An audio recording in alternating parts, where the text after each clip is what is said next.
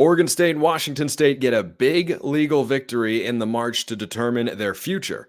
So what happens now? You are Locked On Pac-12, your daily podcast on the Pac-12 Conference. It's the Locked On Podcast Network, your team every day.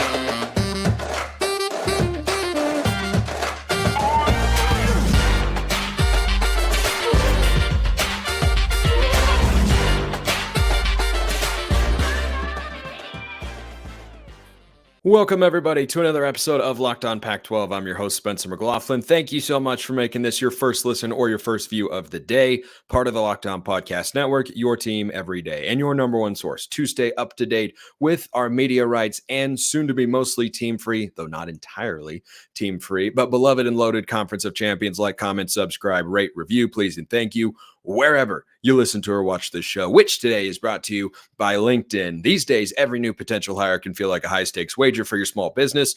That's why LinkedIn Jobs helps find the right people for your team faster and for free. Post your job for free at linkedin.com/lockedoncollege. Terms and conditions apply. By the way, quick shout out to all of you. We're almost to 5,000 subs on the YouTube channel. Very, very grateful and appreciative. So, big win for Oregon State and Washington State earlier this week. Judge Gary Leiby ruled that they are the only voting board members of the Pac-12. What exactly does that mean? All decisions made that pertain to the legal entity that remains, that is the Pac-12 Conference, there are only 2 voting members now. The 10 departing schools were trying to argue, we're still here and we still have, a say in all that sort of stuff. And the judge said, no, they're the only governing members, meaning they're the only voting members, but the other 10 should be treated fairly on their way out, which I'll get to in a moment.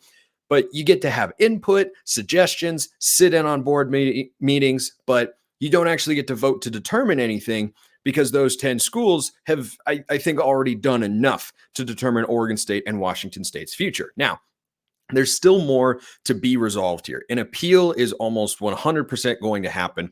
And the 10 departing schools, who are the defendants in the lawsuit here, they are trying to draw this out as much as possible. The transfer portal window opens on December 4th. The closer we inch to December 4th, the less leverage Oregon State and Washington State have, because they are trying to deliver complete and total clarity as quickly as possible to all of their athletes. Because if they can't do that and can't tell them, hey, we're going to compete at this level or that level, or even give them an idea of what conference they'll be in, what schools they'll play against, what sort of level, what sort of NIL opportunities, everything like that, then there's going to be quite the exodus.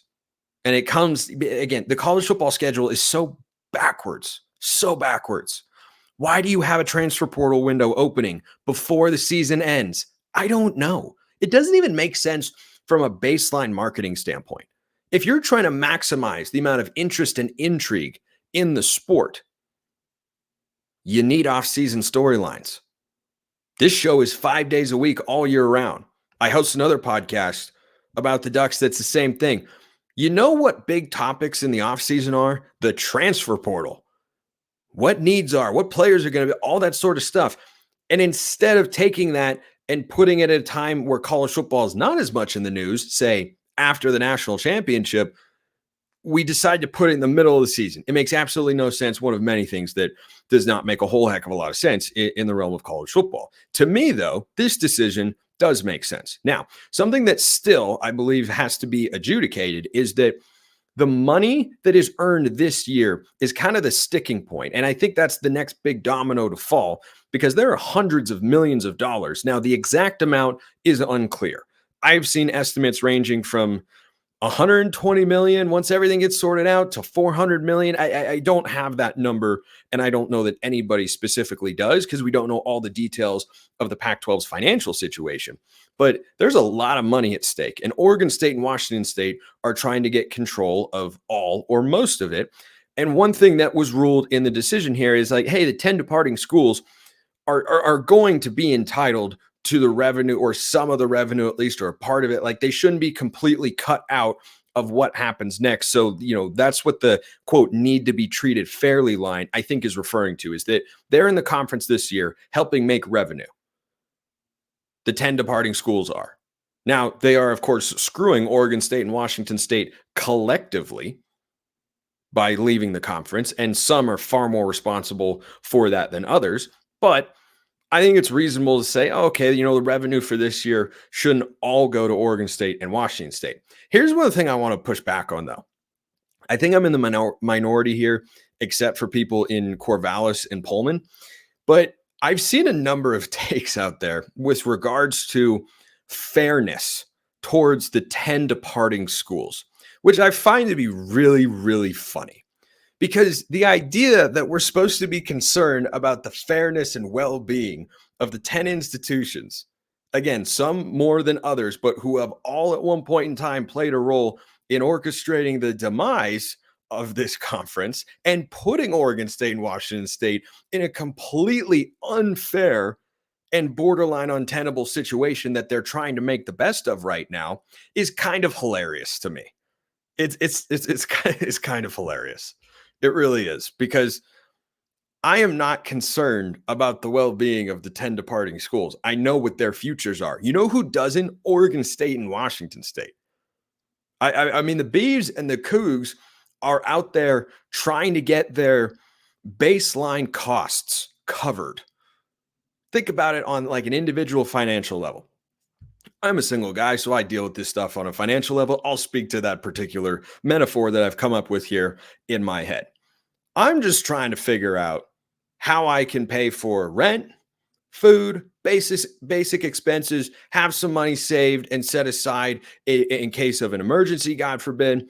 That's Oregon State and Washington State. They're trying to just get the basic expense. The other schools are looking for a new chandelier on their house, the 3-story one that they are now getting as a result of a decision that has left Oregon State and Washington State fending for basic necessities. So I find that to be a little disingenuous. Like, I have no sympathy here for, they're earning all this revenue for the conference. And look, should they get some of it? Probably, but I'm not a lawyer, so I don't know how that's going to play out.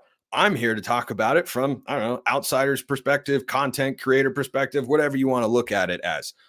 I read that situation and say, no, on the surface, it is unfair that 10 schools that make money for a conference wouldn't get any of that money.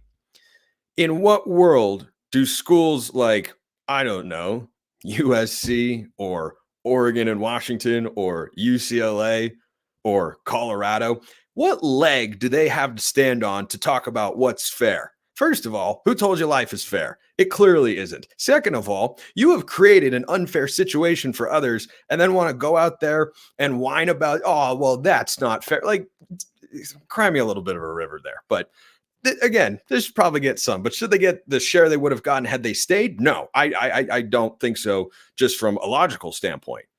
Oregon State and Washington State, you can argue whether or not they should get all of the revenue the conference brings in this year. But should they get an outsized share of it? 100%.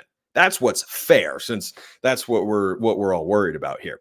Speaking of other, mockable decisions and statements that were made, the 10 departing schools, I think it was their lawyers or someone, or I don't remember if it was Washington or somebody put it out, but all the 10 departing schools signed their name to it. There was a statement that went out that said, blah, blah, blah, legal jargon. We're going to appeal and do this for the best interests of our student athletes. Oh my gosh. If a single school that has been heavily involved in realignment talks about the well-being of the student athletes, I am going to throw up in my mouth, because that is just a disgusting thing to hide behind. Disgusting is probably a little bit too harsh, but it's fake. It's fake. It is. Like, we're concerned with the well-being of the student athletes. No, you're not. No, stop. Don't try and fool us with that utter nonsense, because that's exactly what it is. That is utter nonsense. It's become very clear. The concerns of student athletes matters absolutely zero in these entire conversations. So I don't want to hear anything about that from the 10 departing schools. But I'm sure we will, because that's how this ridiculous game is played. So that's where things stand. But what happens next? Lots of different moves on the table for Oregon State and Washington State. When you check out LinkedIn Jobs, you got a lot of different options on the table, because these days, every new potential hire can feel like a high-stakes wager for your small business. You want to be 100% certain you have access to the best qualified candidates available. That's why you have to check out LinkedIn Jobs.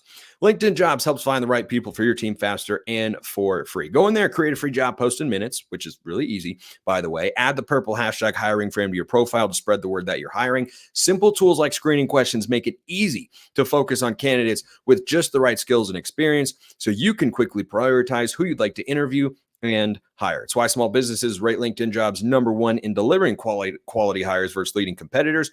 LinkedIn Jobs helps you find the qualified candidates you want to talk to faster. Post your job for free at linkedin.com/lockedoncollege. That's linkedin.com/lockedoncollege to post your job for free. Terms and conditions do apply.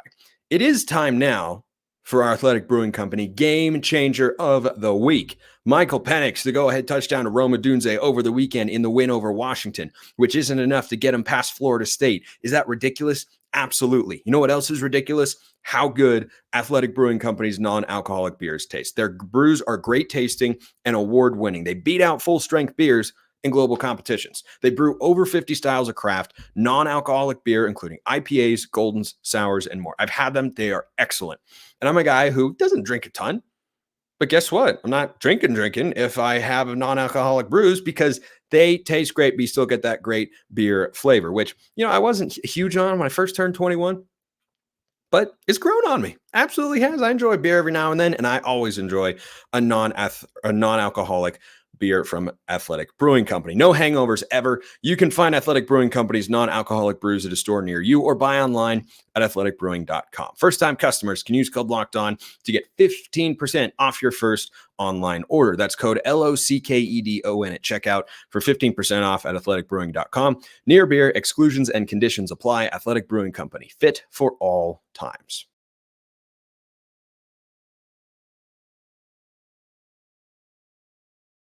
All right, so this brings up the question: what do Oregon State and Washington State do now? Well, there are going to be more legal battles because an appeal is likely, and they'll have to see how much money they're going to actually end up receiving. But then from there, because of this ruling, to me, it is more likely, not necessarily the most likely, but it's more likely that at some point in time, Oregon State and Washington State try to rebuild the Pac.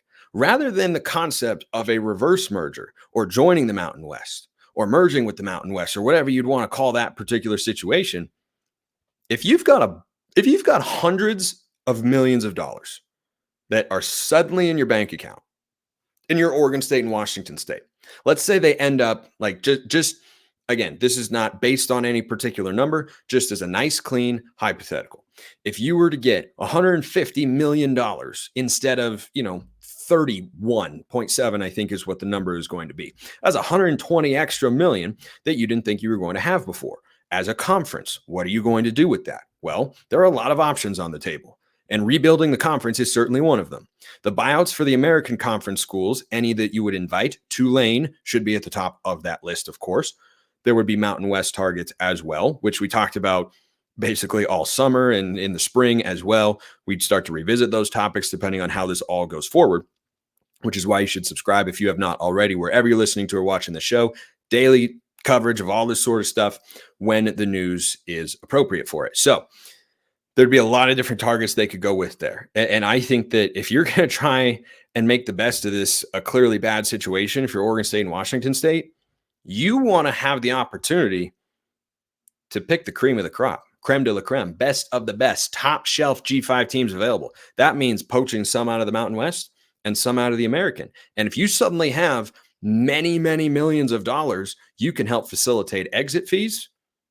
You can help facilitate costs in your own department to continue spending at a Power 5 level. I think that's where their first priority is going to be financially, is we want to make sure our coaches remain paid. We want to make sure our athletic department remains funded. We want to make sure that our NIL collectives are still as good as they can possibly be, though that's a separate issue from the revenue you get from a conference at the end of a year. But I think that situation where Oregon State and Washington State do rebuild the Pac looks more and more likely.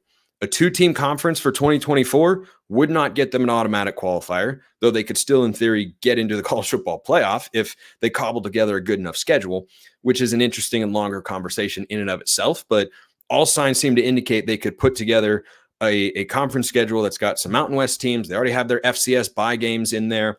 And then they could find some Division I Power 5 schools that need games, right? It's possible, right? Not easy, but it appears to be more than possible. So I think that's what comes next for the Beavs and the Cougs.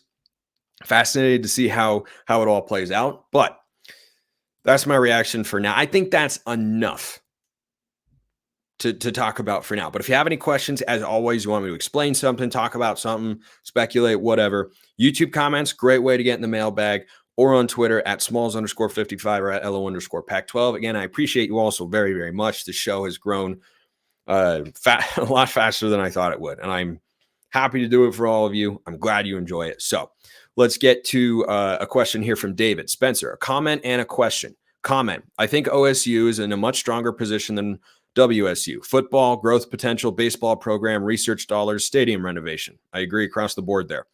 I could easily see OSU as one of the top 4 candidates to go Power 4 with USF, Tulane, and UNLV. I don't see that with Wazoo. I don't agree with you there. I think Oregon State is individually a more attractive candidate than Washington State to go to a Power 4. I don't know what world Oregon State gets invited somewhere and Washington State does not. You don't take, Tulane doesn't make sense geographically to pair with Oregon State. UNLV is not up to Washington State's level. They're having one good football season that doesn't put them above the Cougs in any way, shape, or form. And USF, that's South Florida. I again, don't think they would be more attractive options there. Question: will you get into the Ray Anderson ASU situation? Yeah, great news for Arizona State fans. Any listening to or watching right now, and everybody else, just be aware. Ray Anderson, the athletic director at Arizona State, nobody liked him. He wasn't doing a good job. He is out, and you should not underestimate the importance of having a good athletic director. That is reflected in the commitment that you get from universities and the relationships with university presidents and coaches that you hire. Like, all that stuff matters. And for Ray Anderson, he was not doing a good job. Arizona State has underperformed as an athletic department for a long, long time. They've had some good seasons and some good teams individually in various sports, but they are nowhere near what their maximum potential should be. It was time for a change, and I'm glad that ASU is getting that. Oregon State athletic director Scott Barnes is going to be a target for them, by the way. Curious to see how that plays out. This one from JT. Who decides if a conference is a G5 or a P5? Do you think your imagined Pac-2 plus Mountain West plus AAC or others would be much weaker than the new Big 12, especially if the new Pac plus got more TV money? I like that, the Pac plus. I don't know how much more TV money they'd get, because you'd essentially be looking at a G5 television contract, which pays somewhere in the $4 to $8 million range. Power 5 pays a lot more than that. So the difference between a group of 5 and a Power 5 comes down to the caliber of schools and universities that are in the conference, the value of those schools to the television partners, and the total amount of money that goes into it. So the Mountain West schools don't have as big of budgets, just generally speaking, because they don't pour in as much. They don't have as much. And then you look at the power conferences and you understand that, like, they're bigger television products. They've got more money to pour into the university anyway. And then the other thing, there is a legal, in the eyes of the NCAA, discrepancy between an autonomous or a Power 5 and a non-autonomous 5 and the privileges that are granted to those particular conferences. Really, the difference is money. That's what it comes down to.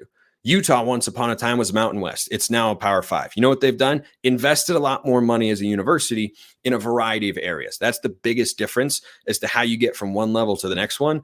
Is you got to have the money to do it. You got to gain things like, to the former Pac-12 now.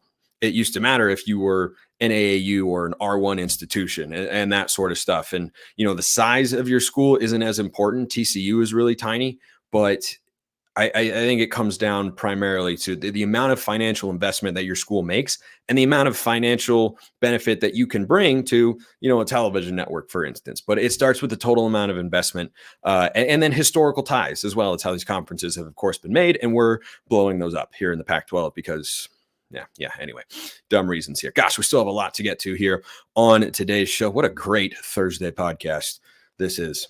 At least I'd like to think so. If you're still watching at this point, you probably think so as well.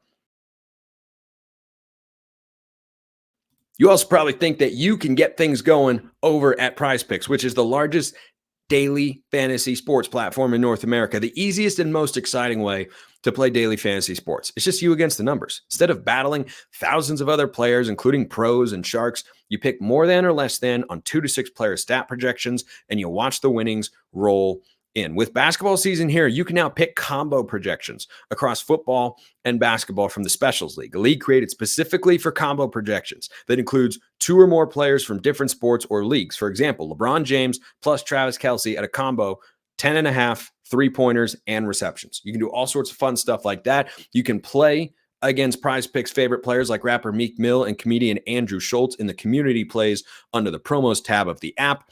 Go to prizepicks.com/lockedoncollege. Use code LockedOnCollege for a first deposit match up to $100. That's prizepicks.com/lockedoncollege. Use code LockedOnCollege for a first deposit match up to $100. Prize Picks, daily fantasy sports made easy.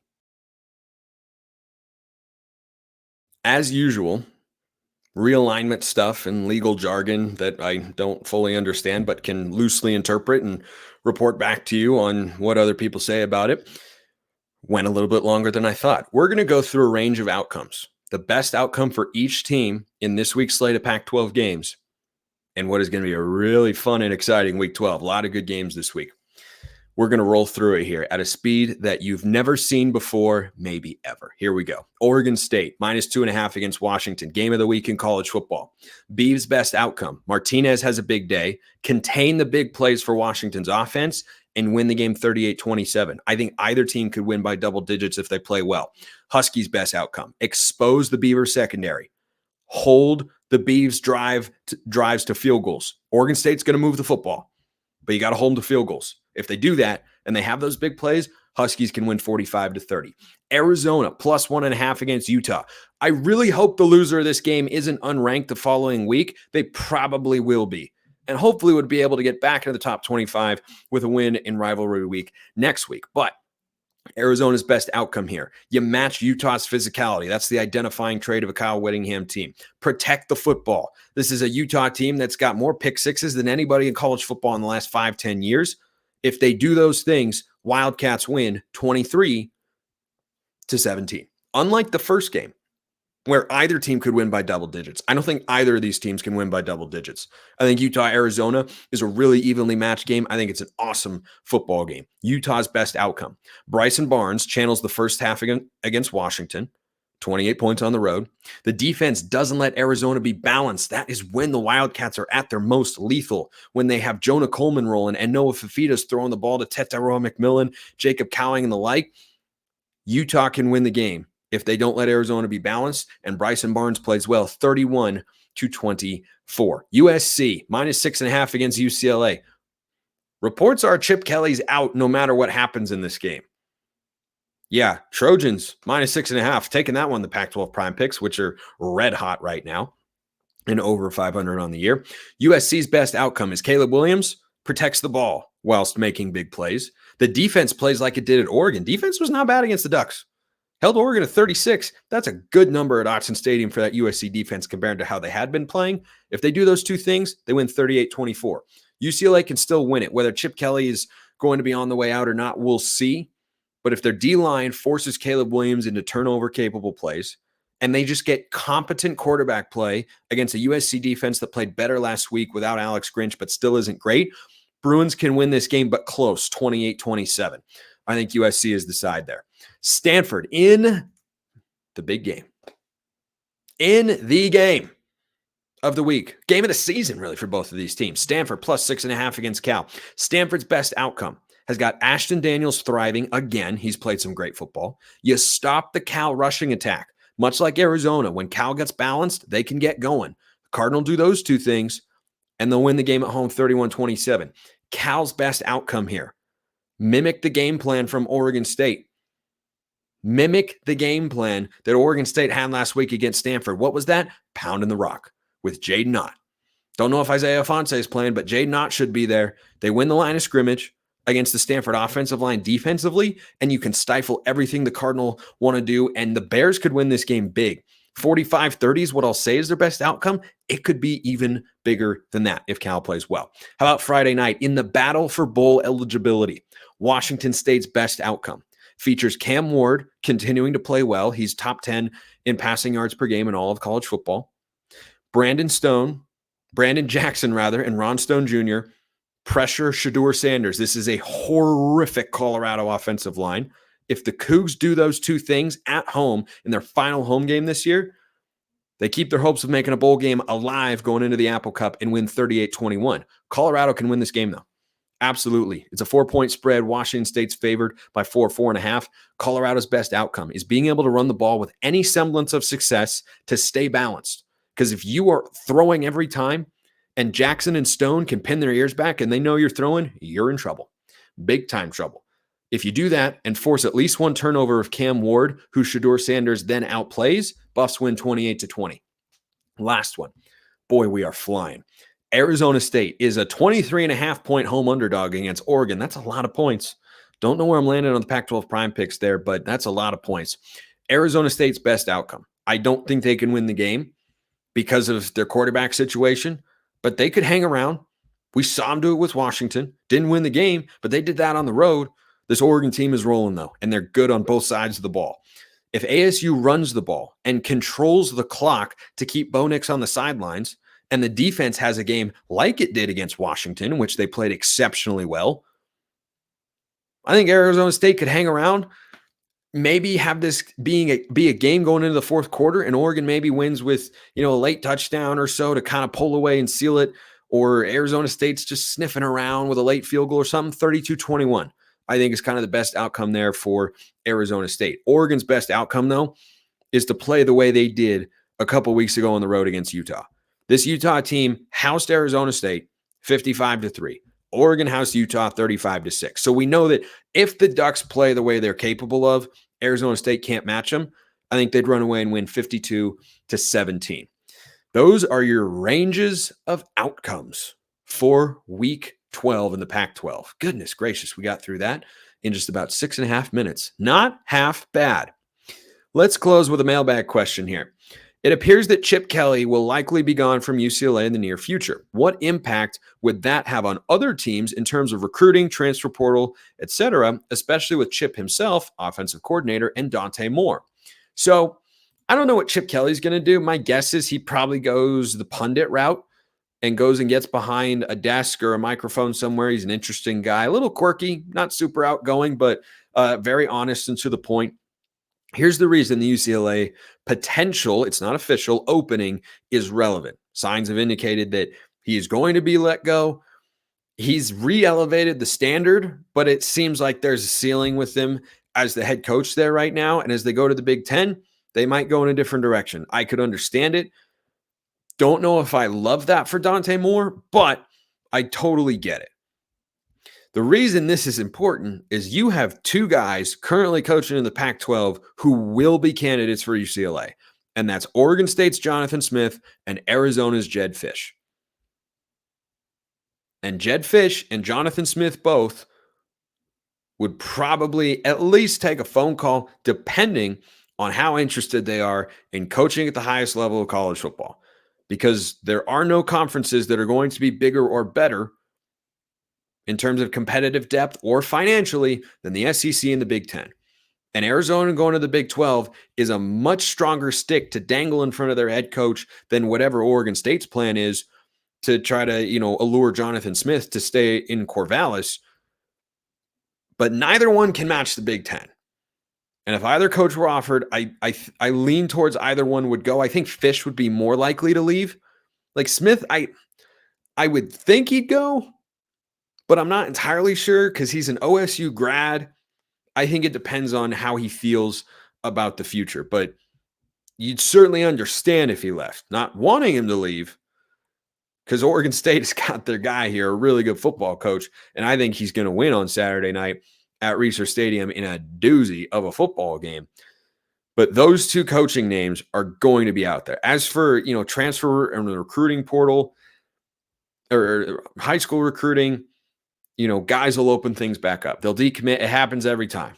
right? We see it every time a coach leaves a particular place or is let go. It's like, yeah, I didn't commit to play for the school. I wanted to go play for that coach, so I'm going to go over here. Guys will reopen their recruitments. They'll decommit. Guys will go in the portal and be available, and there's some talented players on that roster that could come available, but some guys might stick it out depending on what the hire is. But I think the biggest thing that could happen is it's another open job on the carousel in one of the two major conferences. You've got Texas A&M, you've got UCLA. Those are pretty big time jobs. Both have been, kind of underachieving compared to what their potential should be as football programs. But if they make the right hire, they could do a lot of really, really good things. And I don't think it's a lock that Jedd Fisch or Jonathan Smith end up being UCLA's head coach. I'm just saying with their West Coast ties, I mean, Jedd Fisch, I think, was working for the Patriots. I think he worked for the Rams at one point in the NFL. Yeah, I could definitely see him being the next head coach. And I could see Jonathan Smith saying, I want to coach college football at the highest level, and I think this sucks, but I want to go down and take a shot with the Bruins, where he'd have a lot more resources, better recruiting capabilities, and a bigger conference to play in, and a bigger salary as well. So I could see all of that, and I think that's the bigger impact, more so than what could happen with that particular roster. And Dante Moore, really talented quarterback, was tied to a number of places, including Notre Dame and Michigan and Oregon once upon a time, where he was once verbally committed. I think you got to wait and see kind of what happens there, because some guys stick it out. Some guys say, "Nah, this is where I want to be. This is where I want to play." Some guys say, "Nope, I came here to play for a coach, and I want to go play for one who I know and like." Appreciate everyone listening. I'll see you next time, and until then, hope you have a wonderful rest of your day.